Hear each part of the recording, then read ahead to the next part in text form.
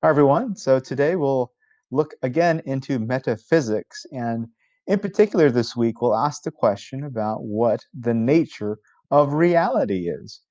We'll introduce this topic today by taking a look at materialism and then contrasting it to immaterialism. So, last week we spent time looking at this question about the nature of personal identity, and we noticed that when we tried looking for this I, who is it that's here right now, that was there a week ago, that we claim was me, we find it hard to find that I, that thing that has persisted through time. Is it the body? Apparently, maybe not. Memory, seemingly there's issues with that, and psychological continuity has issues too. So where are we left if you want to believe that there is a you that still persists through time? Well, maybe the issue is that we can't find that I because it's not physical. Maybe that I that persists through time is immaterial. Maybe it's something akin to what we think of as being the soul. So no wonder we can't find it when we try to look for it. Is maybe because we can't sense it with our senses, because maybe it's not a physical thing. But then that brings up a metaphysical question about reality, doesn't it? Because then that implies there's something non physical that exists in reality. I mean, take a look around you at tables, chairs, ceilings, walls. The world to us seems like it's made out of matter. But if you want to believe in a soul, then you're saying there's something other than matter. Well, even if you don't believe in the soul, this may be intuitive to you. I mean, when you think about any question, I mean, especially the question of who you are or where is that I mean, any question, I mean, how would you describe how you are thinking about that question? Would you say to yourself, there is this piece of meat, there's this brain that's thinking about the question? So right now, as you're thinking about this question, is there a brain or a piece of meat thinking about this question? Or would you be more inclined to think that, no, no, no, there is a me, there's an I that's using my brain to think about this question? You can imagine doing a mathematical question for a test. Would you say, oh, my brain is thinking about this question? Or does it feel more right to you to say, no, no, no, I am using my brain to think about this question, just like you would use your calculator, or like you'd use your hands to pick something up, or you'd use your feet and legs to run away from something? What does your intuition say?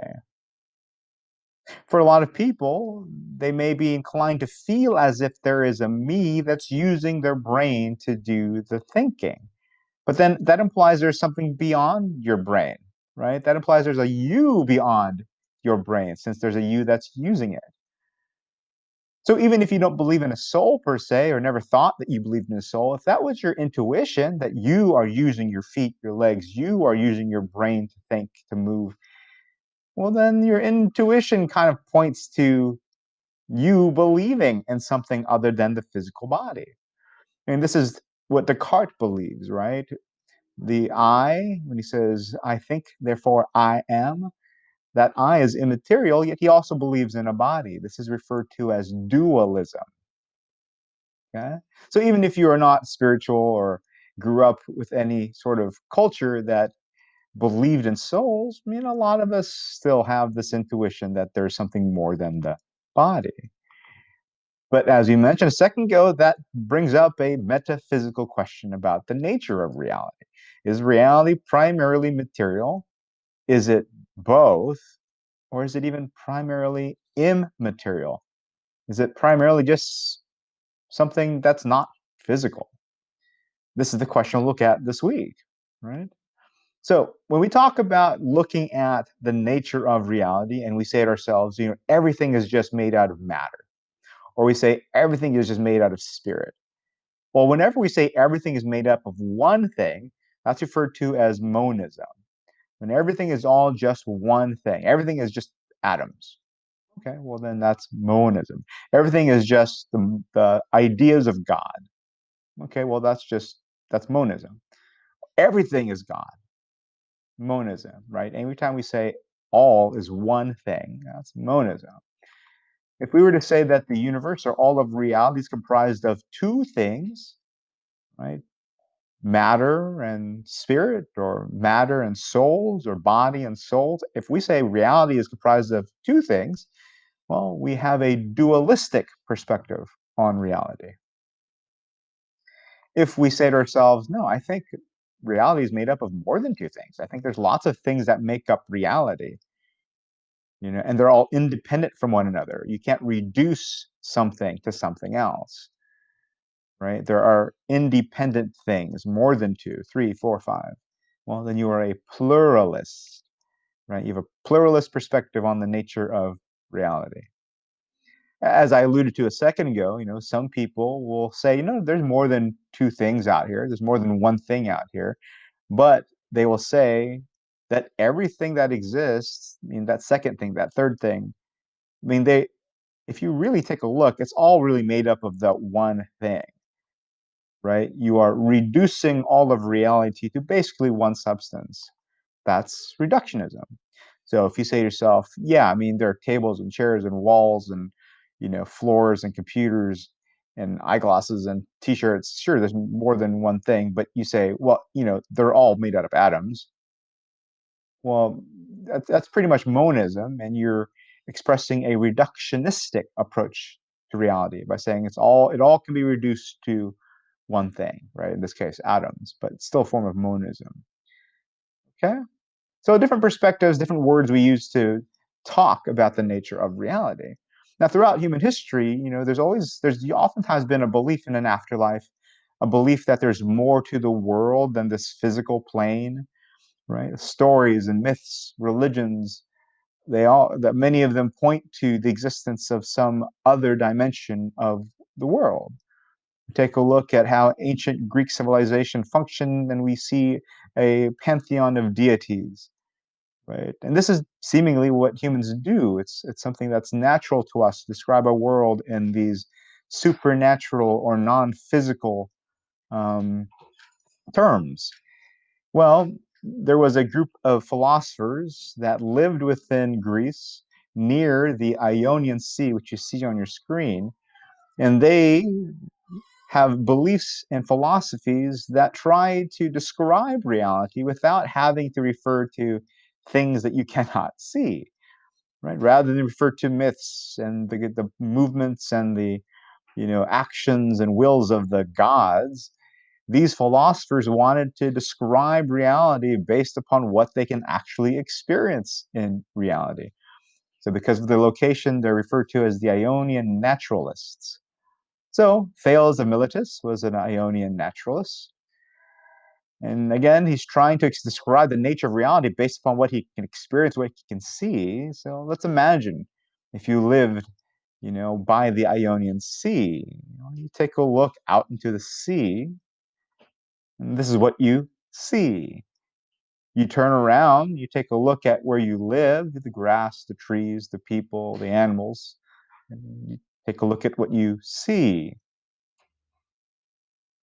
You turn around again, you see the waters. You turn around again, you see the people and the environment, and then you see the waters and the people in the environment. You see the waters and the people in the environment, and you ask yourself, how are all of these things related? Well, take a look at the people and the environment. What's necessary for those things to grow? What is it that you look at when you look at the sea? Well, Thales of Miletus says to himself, it seems to me that what is primary here is water. Water seems to be the source of all things, right? And now we know biologically we're mostly made out of water. So Thales posited, hey, maybe the nature of reality, the fundamental substance that all things are derived from, is water. Not a bad theory considering the time period, right? 600 years before Christ, a few hundred years before Plato, before the invention of any sort of scientific equipment. Not a bad theory. Anaximenes of Miletus, a little bit later, would think about this, well, interesting. Water is important. Water is everywhere. Water seems to be something that's significant to how the world works. But when I look at water, where does it come from? Does it really come from the oceans? Does it really come from the seas? Well, I mean, that water evaporates when it gets hot. And then how does the water get to me? How does the water get to the grass and to the trees? Well, the water comes down, right? We call that condensation, where the water comes down. Well, apparently water goes up and then the water comes down. Well, where does it go? And then where does it come from? It comes from the clouds, doesn't it? Maybe water isn't the primary substance. Maybe it's those clouds that are the primary substance. But it's not just clouds. I mean, what are those things? It's air, isn't it? Those clouds are air, pneuma. So Anaximenes posits, well, maybe I think that the fundamental substance, the fundamental nature of reality is air, and all things are derived from air. Well, that seems like a weird thing to think about, right? Because here you are sitting in your chair and you probably don't feel like you came from air. But another way of thinking about air, right? Another way of translating pneuma is breath. And can you live without breath, without breathing? Maybe air is the fundamental nature of reality. And then when we take a look at the Jewish tradition, and they talk about, the spirits that move all life, the thing that God infused into creation, it's ruach, which is breath, right? Which we often translate into spirit. Hmm. Heraclitus, as you remember, gave us this quote: "You cannot step into the same river twice." He also said the following: "This world, the world of all things, neither any god nor man made, but it always was, it is, and it will be an everlasting fire, measures kindling and measures going out." So let's pretend you read this or heard Heraclitus say this to you. What might you start to think about what his belief is on the nature of reality? For many, they started to believe Heraclitus was saying, no, no, no, it's not air, it's not water, it's fire. Fire is what the nature of reality fundamentally is. Fire is what derives all things. But is that really true? Is it really what he's alluding to here? Well, let's take a closer look at this famous quote of his. You cannot step into the same river twice. What does that even mean? Well, hopefully you recognize that what he's referring to is the fact that things are continually changing. You put your foot into the river, you take it out, and when you put it back in, that river's different than the river you initially stepped in because it's not static. It's continually moving, continually changing, always in flux. So Heraclitus wasn't saying that the nature of reality was fire. He was saying the nature of reality is change. The nature of reality is continual movement and flux. Well, Empedocles is referred to as one of the first pluralists, and later followed by Aristotle, maybe even more famously, as being a pluralist. And Empedocles hears, these ideas about air and water and fire, and he says, you know what? Why do you have to pick one? I think that all of reality is just a combination of these various elements. That these are the four primary elements of all of reality, and these four primary elements are what make everything else up. I mean, just take a look at everything around you. Isn't everything around you the result of a combination or movement of air with water, or water with fire, or fire with earth, or earth with air, blowing the dirt to form new things? Isn't all of reality just the interaction of those four primary basic elements? Hmm, that seems to make some sense, he says to himself. And Aristotle also says, what's interesting is how he describes the interaction between these four elements, right?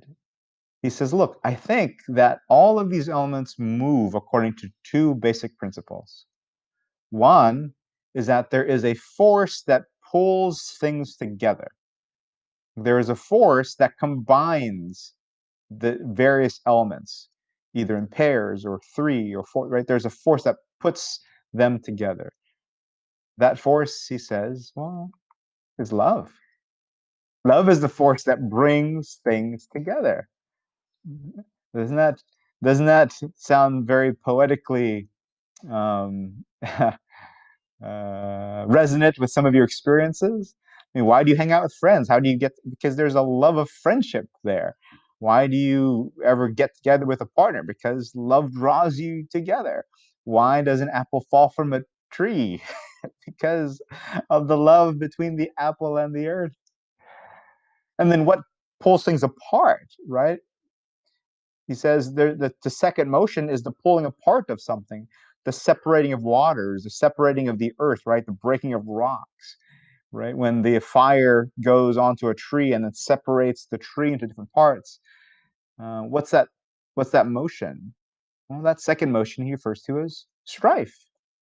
I mean, why would a family ever fall apart? Why would a couple in a relationship ever fall? It's strife that pulls things apart.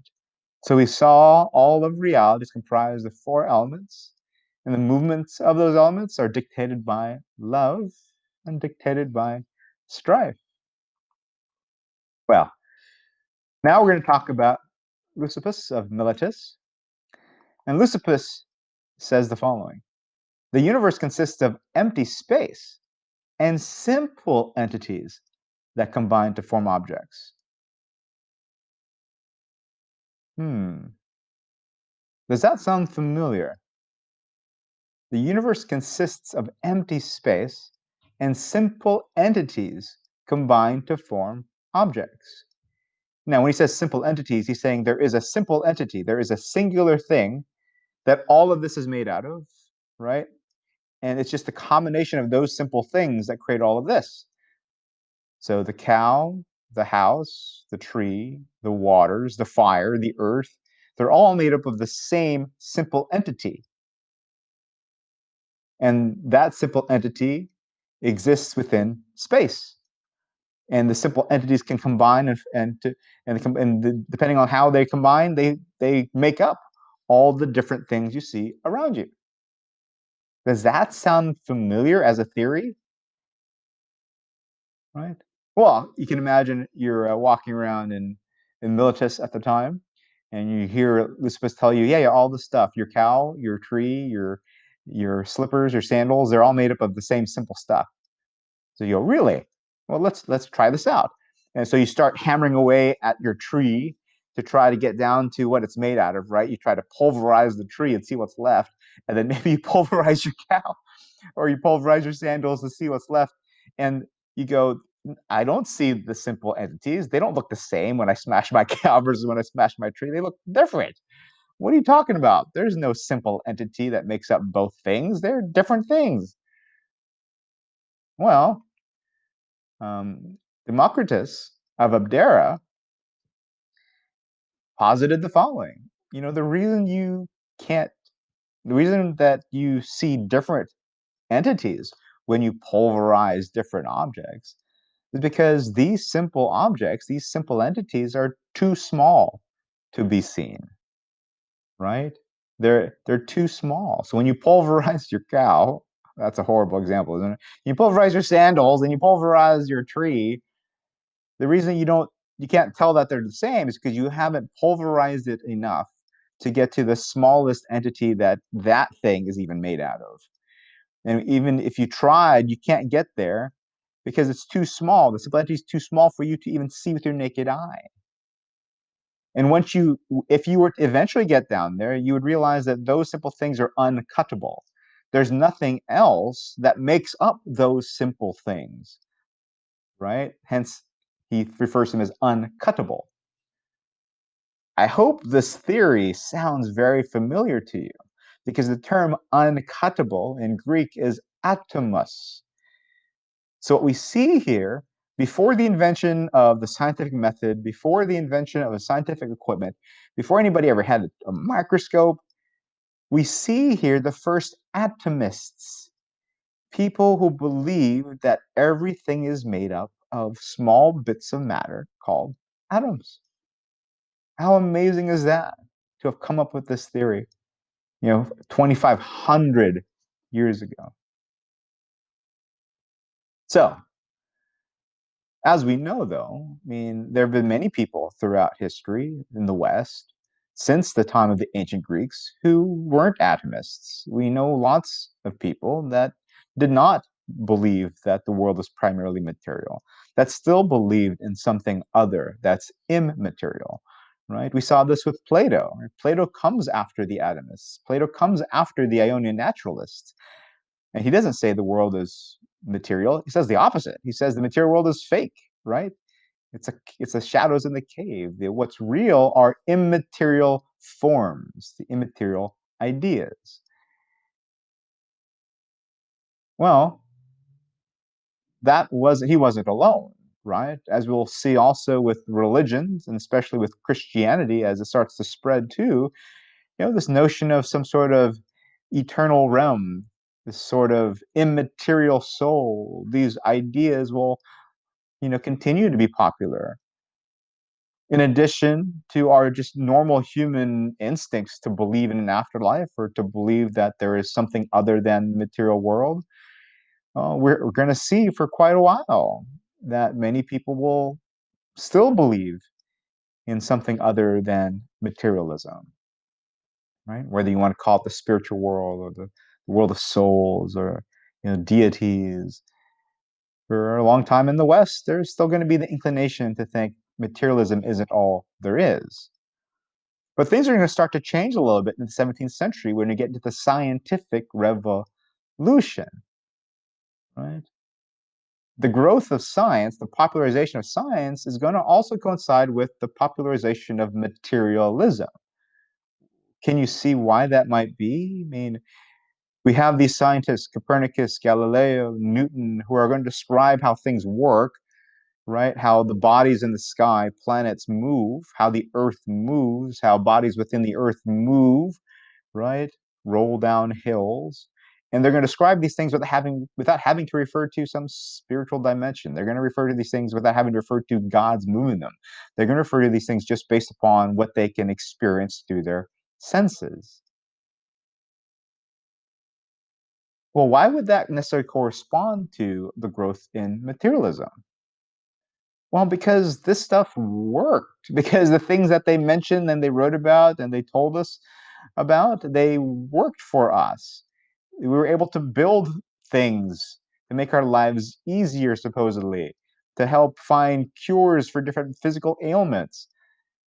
This growth in the popularity of science grew because science did stuff for us, right? And because these scientists didn't refer to the spirit world, didn't refer to the gods per se as the reason why bodies move and balls roll down hills, well, then there's going to be more of an emphasis on the material world and not so much on the spiritual world. I mean, let's take a look at the scientific method to get maybe a better sense for why science became very popular. Well, the first part of the method is to make some sort of observation. You see something, right? You gather some sort of empirical evidence, evidence based upon what you see. And then based upon that observation, you may define some sort of problem or an issue or question that you want to solve. So, for example, maybe I go and see that I go visit my parents and I see that my father's kind of grumpy. Okay, there's an observation. So I'm going to ask a question. Why is he grumpy, right? So there's a problem I'm trying to solve. Why is my dad grumpy? So I'm going to come up with a hypothesis. Okay, so my hypothesis is that dad is grumpy because he's having an affair, and maybe he's grumpy because he can't deal with the guilt. Okay, there's my hypothesis, right? That's just a guess. Okay, now beforehand, before the scientific revolution, our intuitions, we would say, okay, that must be it, right? We didn't necessarily go to look for proof of anything. If it fit with our worldview, if it's something that felt good to us subjectively, oftentimes we go, okay, that must be it. But the scientific method goes further. And it looks for more data. It looks to disprove the hypothesis. It looks to gather evidence to see whether that hypothesis is true. Okay, so what could I do to test this hypothesis? Well, maybe I could go spy on him and see if he's meeting anybody, right? Maybe I can talk to his friends and ask questions about where he's been or if he's revealed any secrets. Maybe I could talk to my mom and say, "Hey, has dad been going out at weird times to, in the middle of the night?" Or right, you could gather data that way. And let's say I do that. Friends say, "No, he hasn't been talking about anything like that." Mom says, "No, he hasn't been going out in weird times." When I spy on him, I don't see him go anywhere strange. Hmm. Well, then maybe I have to adjust my hypothesis. I have to change it, right, based upon this new evidence. So how might I change it? Well, one day I'm visiting on a Sunday, and we're watching a Niner game, and he gets really angry. He gets really frustrated because they're not very good and they lose. Oh, wait a minute. With that new data, maybe I can come up with a new hypothesis. Maybe my dad is grumpy when I visit him on Mondays because his team sucks and they lose on Sunday, right? And what do? Well, I continue to test the hypothesis. I do more testing and gathering of data and see if I can disprove it. That's the scientific method. That's their approach to knowledge. That's their approach to truth. Can you see how that is useful? Right? Well, sure. I mean, think of all the biases people have. Think about all the prejudices that exist in the world. Think about how people burned people in the stake because they thought they were witches. All of these come from some sort of subjective perception. They're all based upon some subjective feeling that, oh, yeah, those people are witches, right? And every time we see something weird, it has to be the result of witchcraft. Not because we tested the hypothesis, but because just most of us think that.